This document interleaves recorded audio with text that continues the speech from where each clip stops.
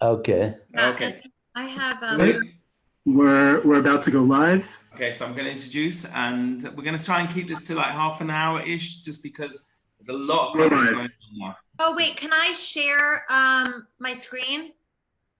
Yeah. Okay, but well, let me speak first. Okay. What, Are we live? why can I not see you? Hold on one second. What happened? Yes, we're live. Okay. Hi, everybody. Welcome once again to the JRoots Day of Global Testimony Day. We're here tonight in Israel, but in the middle of the day with incredible story of the authors of Survivors Club with Debbie and with Michael Bornstein. Okay, I had the real privilege of meeting both of you at Auschwitz 75, the Survivor delegation, with the Auschwitz-Birkenau Memorial Foundation, and I know they've done some incredible work as well today, and with Ronald Lauder. So I wanted to, if possible, to be able to interview both of you to find out, number one, what brought you to this. But I remember seeing a coverage of you being photographed in Auschwitz, Michael. Okay, do you remember anything of that moment when you were photographed as a little boy? I was 4 years old.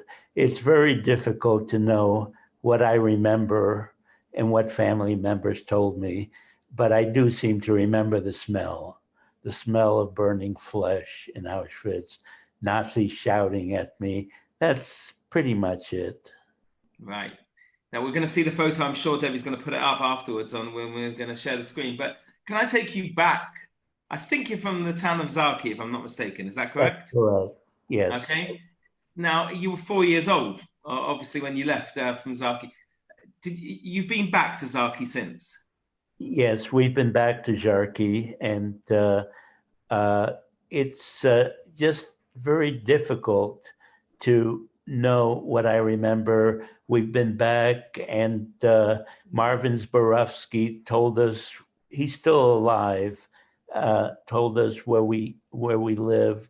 And again, when we were in Auschwitz, we were in Zharki, we came back, and Polish people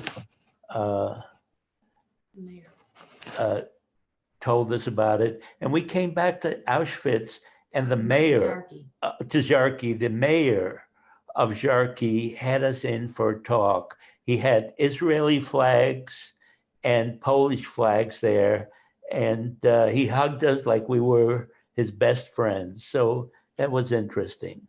Right, so that's an amazing story, because if I'm not mistaken, we see the two, if you want, opposite sides of the scale here. We see people who are hugging Holocaust survivors from the perspective of bringing them back into their town, welcoming them back in.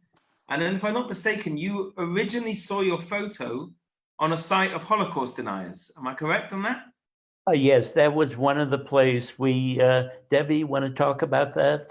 Please. Yeah, if you want, Zvi, I can actually show this video, and it kind of, when you see it, you sort of understand why this sighting we saw in a revisionist forum was so shocking to my father. So let me just bring you down here, and I'm going to play this full for you real quickly.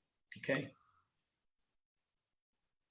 If you could talk us through, Debbie, as well, it'd be great. Yeah, this is footage that the Soviets took. They realized they hadn't filmed this moment in history, and so they actually recreated a few days after liberation, the liberation of Auschwitz. And if you look here, hang on one sec, it's gonna come up. That's my father on the bottom right, the little boy you see rolling up his sleeve and showing his tattoo. And we were looking at a computer, Deb, for the... Yeah, so of course, the first time we saw this, my dad saw it at a movie theater in the 1980s.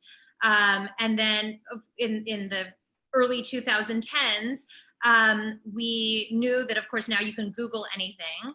And so we Googled Children Liberation Auschwitz, right? And a ton of thumbnails come up on the screen that look exactly like this. And we clicked on one, we picked the wrong one. It took us to the Cadeau Revisionist Forum. It's a Holocaust deniers website, and this video that you just saw was captioned. This video shows the fallacy, the lies Jews have been telling, that children were killed on arrival at Auschwitz. And so that has been nothing but fuel for my father. My father, who thought he didn't want to talk and didn't want to tell his story, ended up writing a New York Times bestselling memoir, because he knew if survivors are not speaking, if he doesn't speak, loudly, then the deniers are going to speak more loudly. They're going to be shouting more loudly. And so he knew, that it was time to speak up. You co-authored the book with your father. I did, yes. Yes, Debbie is a wonderful writer. I just want to mention to you, Debbie is a great writer. Here he goes, V. Here we go. NBC. The proud dad. Okay. I want to just ask you, Debbie, though. Okay, you grew up in a house with a Holocaust survivor. Okay, and we saw your mother earlier on. Hi, Judy. Okay, that's there as well. Okay, hello. But you grew up in a house with a Holocaust survivor. Did your father speak about the Holocaust a lot beforehand? No, of course not. I think if anyone's on here that has a survivor in their family, then probably most of them know. It's just, that's not, that wasn't the typical, that wasn't the MO for many, many years. My dad didn't talk about it. In fact, we were speaking a couple of years ago in New York City, and this woman came up to him at the end and she said, "Do you remember me, Michael?" I guess they dated. Okay. So this was like his old girlfriend from college, from Fordham University. And she said, "I saw your name, you're speaking at my temple." And I couldn't believe it. She said, "I never knew you were a survivor." They dated for 2 years. Oh my God. She never knew he was a survivor. And my dad never knew that her grandparents were survivors. And so it just wasn't something you talked about. And I'm proud of my father. I know this is never easy. He likes to focus on the positive. I'll show you what the positive is today. His mom survived. You see there on the top right. He moved on to Munich, Germany. He sailed to the United States in 1951 as you see there, DP. Homeless person. Homeless person, a displaced person. Came to the United States with nothing. 1951. Proudest day of your life, Dad? One of them? Yes, I came in February 51. In 1957, I became a U.S. citizen. I know a lot of people from Israel are listening, a lot of people from the U.S. and around the world, but it was one of my proudest moments to become a U.S. citizen and to belong somewhere. Amazing. Then he went on, he got his PhD in pharmaceutics and analytical chemistry and a wife at the University of Iowa. And this is what the family looks like today. So there's a lot of reasons for my father to have looked forward, and he did an amazing job in his life of looking forward and staying positive, even on days like this when I don't know if you can hear the complete and total rainstorm and we're quarantined inside with coronavirus, but my dad has a beautiful way of staying positive. And one thing I know is, V, you wanted us to share with you, when we get together, this family of 22 now around the Pesach table, this was last year's Pesach when we could be together. When we get together, we have something really special with us. When my dad was born, in Zarki, his father, Israel Bornstein, who did not survive, he and his dad and his brother, Shlomo, were killed in Auschwitz. But his father had good foresight, and he knew that if the family survived, if anyone survived, they'd want to have their things. And so they hid as many of the things as they could in the backyard just as the war was starting. My dad's father made a makeshift vault. When the war was over, he did not survive, but my dad and his mother, Sophie, did, and they returned to the home. Their house had been taken, but they snuck into the backyard, my grandma, and she dug until her fingernails bled, and she found that makeshift vault with her old belongings in it. She discovered that vandals knew that Jewish people were hiding things in their yards and in their homes, and so vandals had hit their hiding spot and had stolen everything except for one single thing. And that one single thing is this Kiddush cup. It has some dings in it, but to us, it's very, very important. We've used it for our wedding, our children's weddings, bar mitzvahs, bat mitzvahs, and so it's very, very special. Another thing my mother gave me was this watch, and the back of it has a gimel and a zayin. I don't know if you can see that, but it stands for Gam Ze Ya'avor, which means this too shall pass. Right now we have, the coronavirus. We're stuck in our homes, but remember Gam Ze Ya'avor, and this too shall pass. So let me get, it's amazing. Number one, the Kiddush Cup. I remember seeing it in Poland this year, in Krakow, when you showed it. It was incredible to see it, okay? And even just to be able to hold it there, really incredible. And you should continue to have many, many smachot that you'll be able to pass this one to the other on. But if I go back to you, Debbie, just a second, okay? So when did you enter into the world of the life of your father? Okay, if he wasn't speaking about it. When were you entering into this world of the Holocaust? I'm not going to say that it exhumed you, but I think that you certainly are very, very, very involved in this today. Yeah, it's become an incredibly important piece of my life that I didn't really see coming.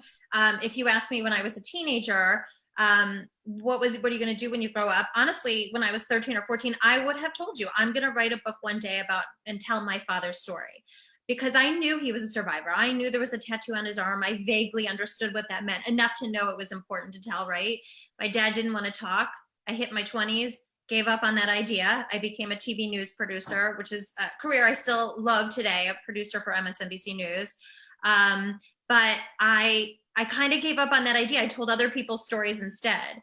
And in my late 30s, early 40s, my dad started to realize, I think, that other survivors, they're not here anymore to tell their stories. And he lost his brother, he lost a father. They deserve to have their story told. And I think for my father also, his oldest grandson at the time was asking questions. And while he can say no to his own children, I don't want to talk, he never says no to his grandkids. So he started talking. And the Holocaust Deniers website I know came into play too, like that helped fuel him. And my dad started talking. My dad's memories are more scant. And so he kind of gave me the green light to start researching and pushing, and spoke to survivors, thank God, who were still alive. One's still alive today, one of my greatest sources, Marvin Zborowski. And it's, we learned so many things that were so miraculous. It was impossible to deny being able to put this down on paper. So it was an evolution over time, and I'm grateful for it. So as Debbie was digging into your history, Michael, let me ask you a question, because you said right at the very beginning you were 4 years old when you were liberated from Auschwitz. I remember there was a story with your grandmother that I would love you to be able to share, number one, with us. But do you have, or did flashbacks come back while this was taking place, you writing the book?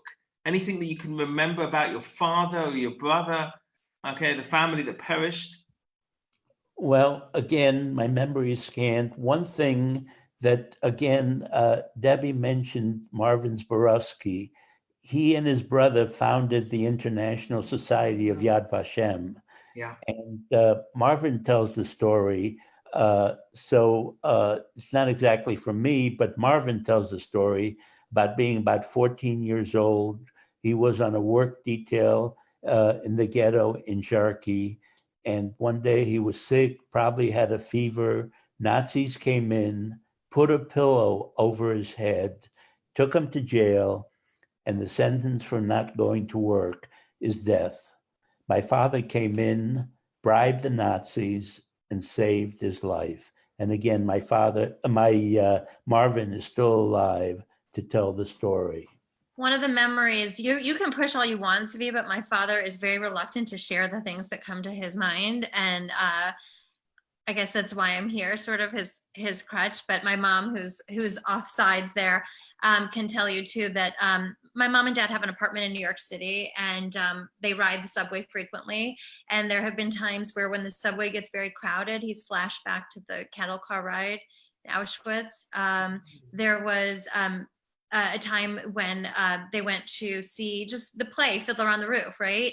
And at the end, when the family is leaving behind everything, my mom said my dad just sat there and waited. Everybody was getting up and clapping and applauding, and gets up and leaves, and my father's still sitting there, shaken by the memory of having to say goodbye to his grandmother and leave behind his family. It's like little things that come and go, and then he prefers to talk about about the positive, so which I appreciate. One other thing I remember is, again, being hungry and starving in Auschwitz, And I remember in Germany, we were in Munich for about 5 years. I was still sick, malnutrition. I remember care packages coming to us, and that was very important to us. Remember your when they were in Auschwitz, Grandma Dora, my father's grandmother, my great grandmother, the two of them would sneak out of the bunk and dig in the trash for potato peels, like Which moldy. was punishable by death. What's that? Which was punishable by death had they been caught. Yeah, punishable by death. Absolutely, absolutely. But at 4, I'm sure, Dad, you didn't realize what you were doing, but No, but we were hungry. I can tell you one other miracle. We talked about miracles. Again, the Nazis had a death march at the end when they knew they were losing the war. And my grandmother and I would have certainly died, on a death march. But my grandmother took me to an infirmary, quote unquote, infirmary in Auschwitz. And, I was sick, malnutrition. I had something called dystrophy.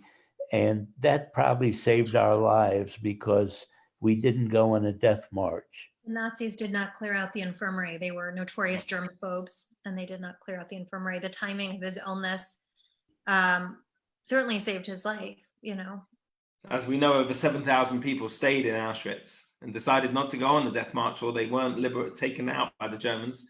And thank God you were one of them to tell the story. Okay, and you're here today. Yeah. I wanted to ask you a little bit about, growing up with your mother and your grandmother afterwards, though. Okay, they both had gone through Auschwitz, and they both gone through the horrors of Auschwitz. And I think probably, even from the perspective of you as a child, the terrible, terrible worry that your mother must have had and your grandmother must have had about you. Okay, how was that afterwards? Did you feel any tension, any difference to other kids that were growing up at the same time? Yes, there was definitely tension. We were in Munich, Germany. Again, I didn't have any hair on my head, didn't have the right clothes. The German kids would bully me. My mother put me into Gymnasia Ivrit Germania, a Hebrew gymnasium of Germany. We can only speak Yiddish and Hebrew. And so I remember that. I remember starving, as I mentioned. And the landlady that we had in Germany wore a swastika charm on her neck, and it really bothered me. My mother actually didn't have a job, and she would buy nylons and flour and candy from American soldiers and sailors and smuggle it on the black market. And I was old enough then to understand, and it was very, very scary to that if she wouldn't come home in time, that I would be afraid that she would get arrested and that I'd be homeless again without a parent. That's my grandma Sophie on the top right there. And here she is with some family members. I didn't mention one of the other big Nes Gadol, the other big miracles, probably the biggest of all. My grandma Sophie had 6 brothers and sisters in Turkey before the war, 7 siblings in all. And they made different decisions during the war, like which way leads you to survival, right? So, Grandma Sophie, my dad's mom, ended up in Auschwitz, but the brother you see next to her and his wife there standing as well, they went into hiding with their little girl who has the bow.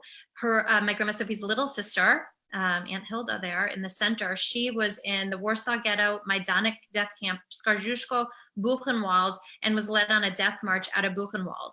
Other brothers went into hiding. One sister trekked across Siberia and made it to Japan with paperwork from Chuni Sugihara, and all 7 siblings survived. They all survived, and that's where we get the name of the book, Survivors Club. You'll have to read it and find out a little more about it. It's in Hebrew too, actually, and French and That's Swedish. right. And check in Japanese. But and that's my father. You see there on the bottom left, he had mentioned malnutrition. Even after the war, when they had access to food, they had difficulty. He had difficulty growing hair. But my father, you know, a lot of people could have viewed themselves as victims of the Holocaust. And my father always viewed himself or think about, you know, what they lost. My father has always focused on what he had and what survived. He always felt blessed, you know, look at this. This is only a small piece of the family that survived. Here he is, a survivor of Auschwitz, and they had big family dinners and support, a social support network. And for that, you know, I know he's always been grateful. That's really incredible. Let me ask you, I mean, when I look at this photo here, of course, you feel the sadness of what you went through, Michael, through your picture here.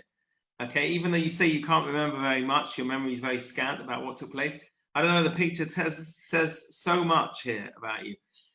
Many survivors talk about the idea of they thought that all their emotions had gone. They wouldn't know how to smile again or to cry again. Okay, a very famous story that comes out from Ikui with, and I'm sure that many of us have read the story, okay, either in Naftali Lavi's book or Rabbi Lau's book, where he speaks about this as well, okay, where they talk about this idea. Do you remember being different to the other kids afterwards? Not about the malnutrition, but just the general playing with them, anything else that it was, but I think it's important to get a window into that. Yes, I remember being different. I can also tell you my mother taught me two things: to be optimistic and to look forward to the future. And the other thing is education. You know, we didn't have anything. We came to the US. My mother and I didn't have a dime coming over. We were displaced person. But education was very, very important to her. And being optimistic and looking forward to the future. As I said, Gam ze ya'avor. My father was bullied sort of pretty ruthlessly, though, when he got to Munich, physically bullied by other kids, and he was also assaulted. He was actually hitchhiking to Sam's, who you see there, his Uncle Sam's apartment one night while his mom was out working late smuggling.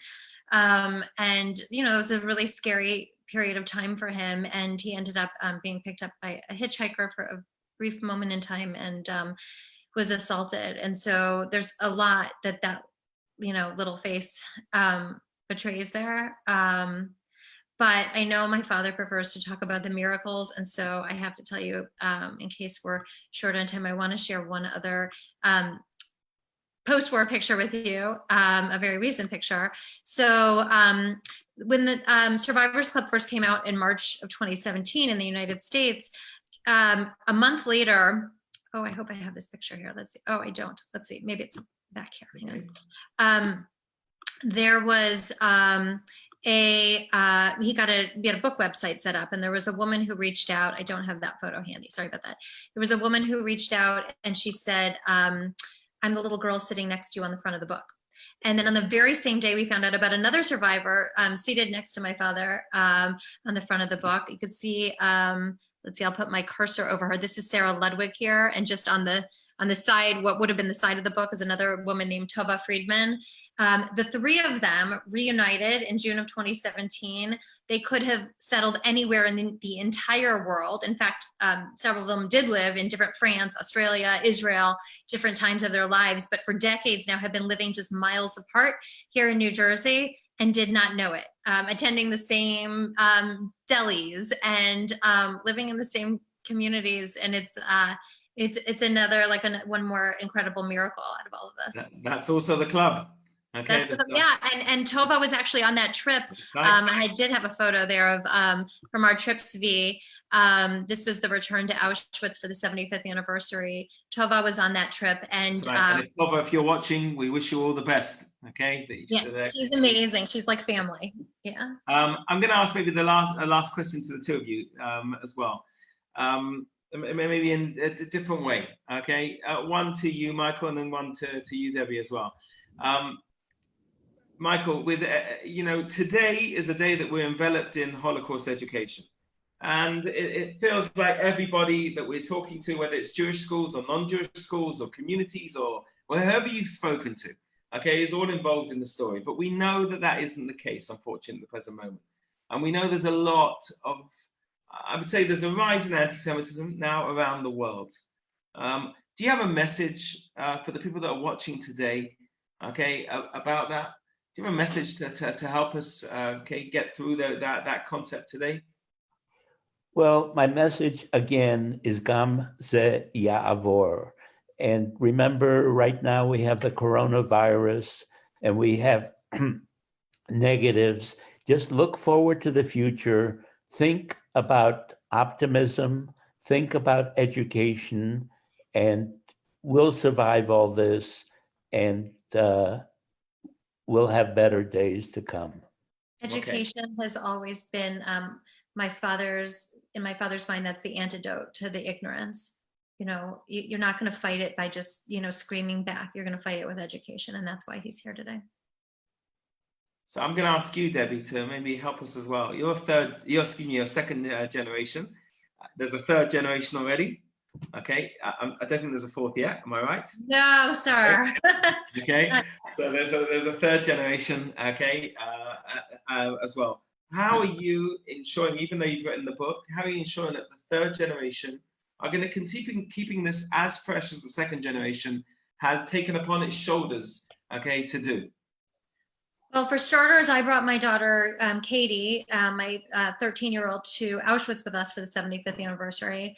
And I remind her again and again that to hear from a witness is to be a witness, as Elie Wiesel said.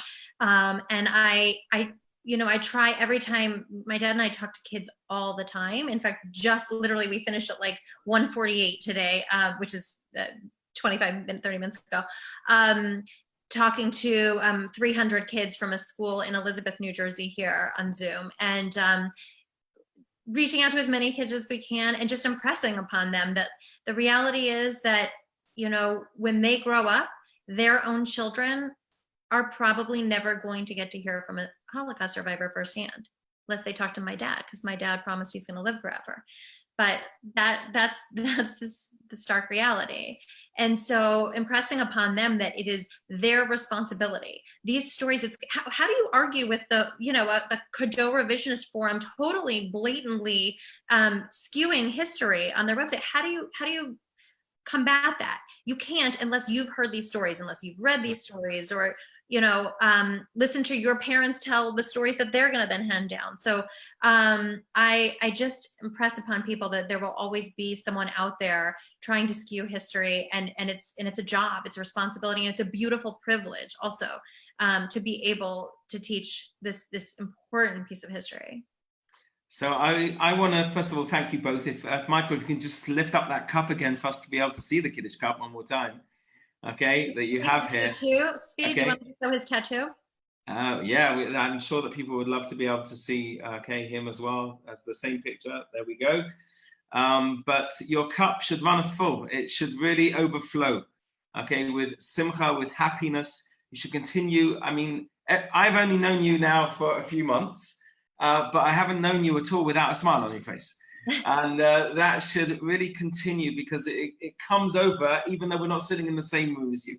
We're thousands of miles away, but that is what's coming over. Your love and your simcha, your happiness for life, and the joy of what you have around you, the most important thing that's there for you, your family that you've taken care of. And may God give you strength to continue doing what you're doing till 120. Okay, and I really, Debbie, can't thank you enough as well, because without you, who knows whether this story would have come to fruition. So we really, really thank you to both. Toda rabah and shalom. Toda rabah. Yeah, Shalom. thank you for having us. Thank you so much. We're going to be carrying on. The JRoots Global Day of Testimony is going to be carrying on. We're going to be now sort of learning from somebody who's interviewed thousands of survivors from JRoots. I'm in a fellowship. My co-partner in crime is going to be carrying on teaching us some of the lessons that have come from there. And then we're hearing from some other survivors as the night goes on. And we're going to be finishing, as I said before, only at 2 a.m. Israel time, or at 8 p.m. Eastern Standard Time. Okay, thank you very much for joining us. Keep pushing on the Facebook channel and on YouTube. Thank you very, very much to everybody. Thank you, Michael. Thank you, Deb. Bye.